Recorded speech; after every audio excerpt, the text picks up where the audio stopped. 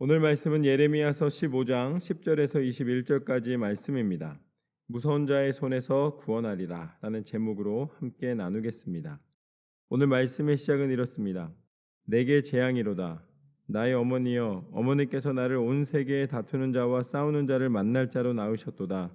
내가 꾸어주지도 아니하였고 사람이 내게 꾸이지도 아니하였건만은 다 나를 저주하는도다. 이제 예레미야가 이렇게 고백을 합니다.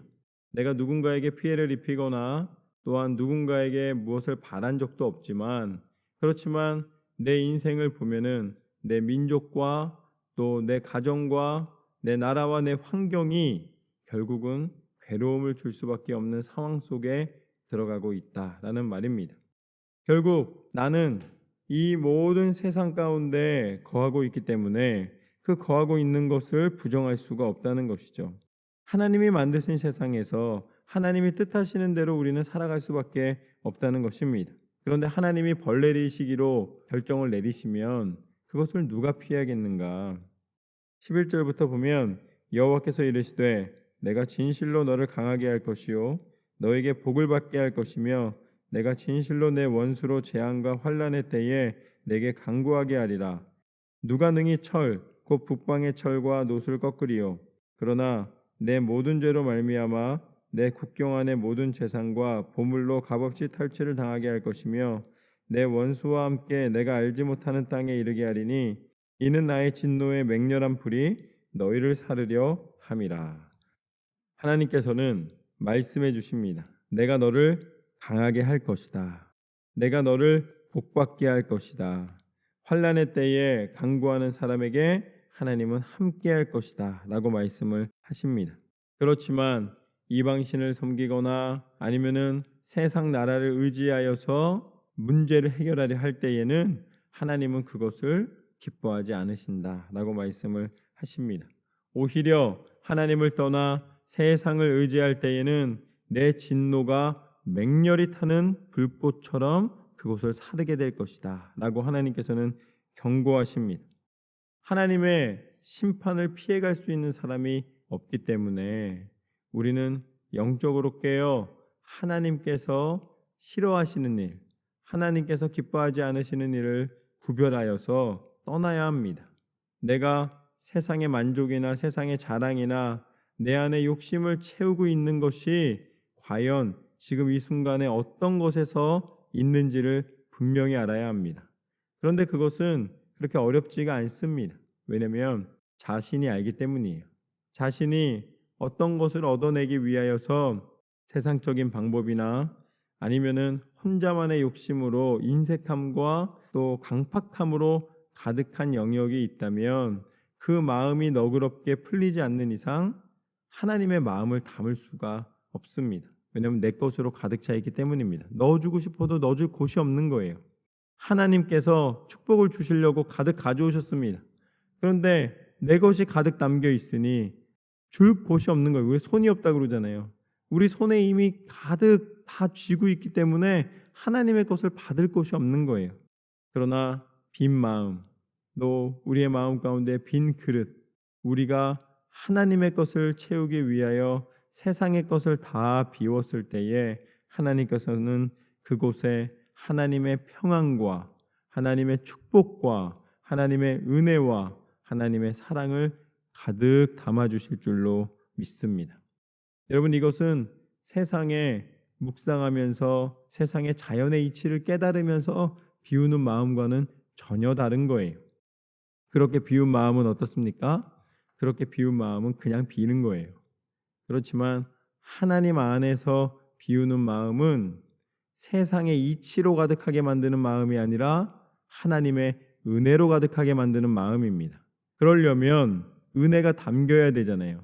하나님의 마음이 내 안에 담겨야 됩니다. 그래서 우리는 말씀을 읽고 말씀 가운데 하나님의 뜻을, 하나님의 마음을 우리 가운데 담는 것입니다.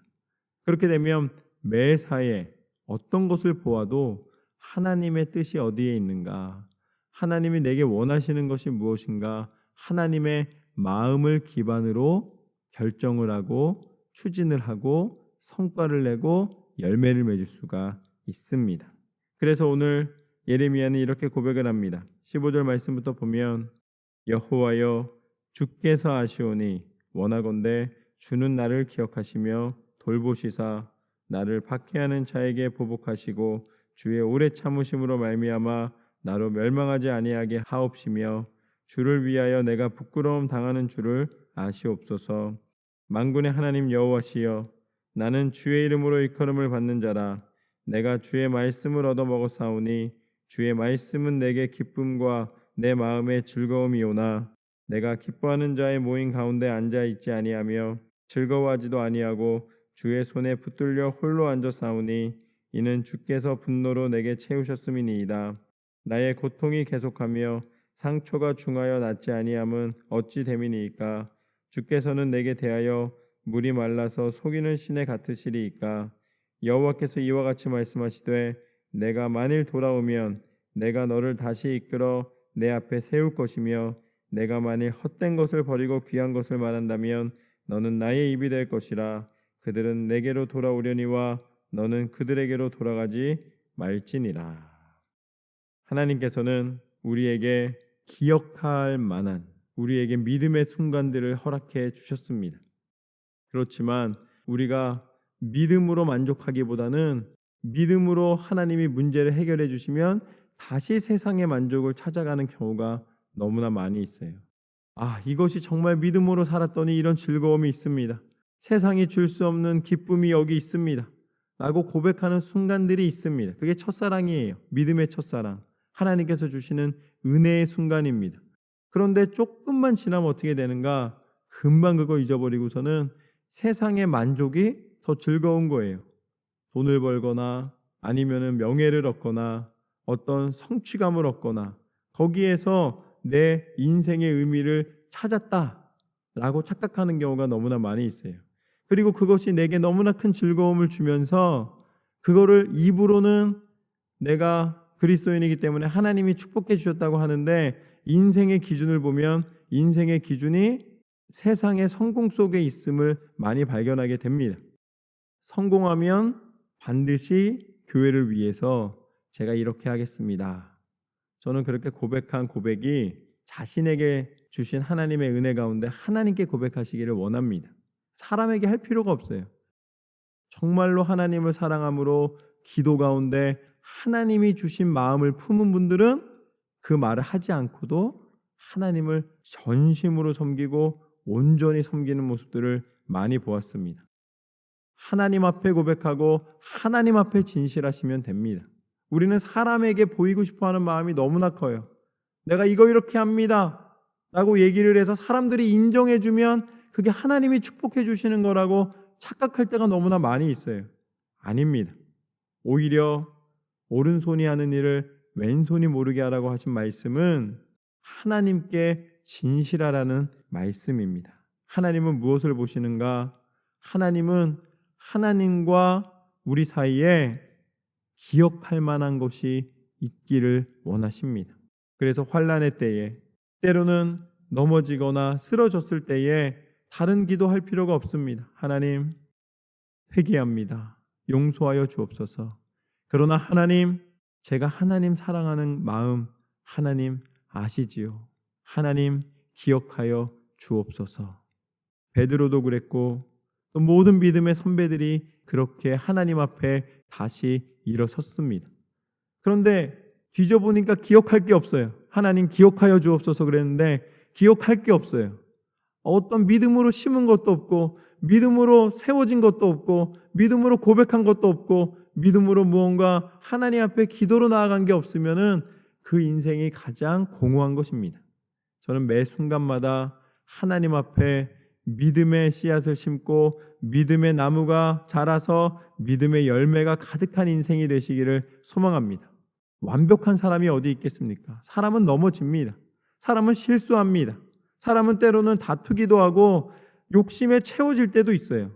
아니 욕심 없는 사람이 이 세상에 어디 있겠습니까? 그러나 그 욕심의 끝에 사망으로 가는 길이 아니라 그 욕심이 생겼다 할지라도 다시 말씀 가운데 내 마음이 하나님께로 돌아올 수 있는 용기와 또한 영적인 눈이 떠지는 그 시간이 중요한 거예요.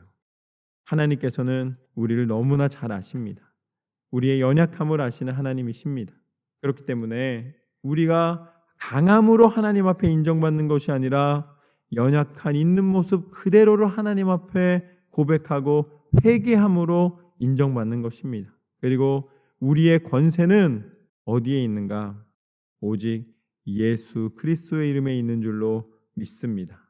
내 능력은 어디에 있는가? 내가 성공한 것, 내가 성취한 것이 아니라, 내가 누구보다도 뛰어난 것이 아니라 오직 모든 민족 위에 허락하여 주신 뛰어난 이름 예수 그리스도 안에 능력과 소망이 있는 줄로 믿습니다. 예수 그리스도의 능력은 다른 것이 아닙니다. 우리를 사랑하셔서 우리를 위해 죽으신 십자가의 능력입니다.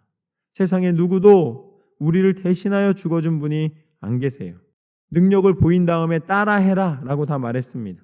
세상의 신들을 보면은 오래 묵상하고 또 사람 중에서 신처럼 따르는 사람들이 많았고 나중에 신격화했던 것 뿐이지, 우리를 위해 죽어주신 분은, 우리의 죄를 대신하여서 그 죄값을 치러주신 분은 죄 없으신 예수님만이 가능했고 그것을 예수님만이 행하여 주셨습니다. 그래서 십자가를 통하여 우리를 죄에서 자유케 하여 주시고 다시 부활하시사 참 신이심을 말씀해 주시고, 또한 우리가 죽음으로 끝나는 인생이 아니라 하나님께서 다시 부활하게 하시사 하나님의 천국의 소망으로 살아가게 하여 주신 줄로 믿습니다. 하나님은 우리를 사랑하십니다. 우리를 구별하셔서 하나님의 백성 삼으시기를 원하십니다. 그래서 이렇게 말씀하십니다. 내가 너로 이 백성 앞에 견고한 노성병이 되게 하리니 그들이 너를 칠지라도 이기지 못할 것은 내가 너와 함께하며 너를 구하여 건짐이라 여호와의 말씀이니라. 내가 너를 악한 자의 손에서 건지며 무서운 자의 손에서 구원하리라. 하나님께서 오늘 약속하여 주셨습니다. 내가 너를 건질 것이다.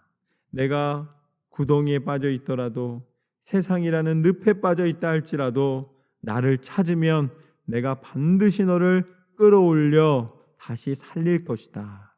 나를 살리시는 하나님, 나를 건져주시는 하나님, 나를 구원하여 주신 하나님, 세상에 그 무엇도 이기지 못하는 하나님의 권능의 손으로 나를 건져주시는 줄로 믿습니다. 그리고 우리가 무서워하며 두려워하는 어떤 악한 영의 공격에서도 하나님은 반드시 구원하여 주신다고 약속해 주셨습니다. 하나님만이 나의 소망이시며 능력이시며 축복이신 줄로 믿습니다. 오늘 말씀을 기억하십시오.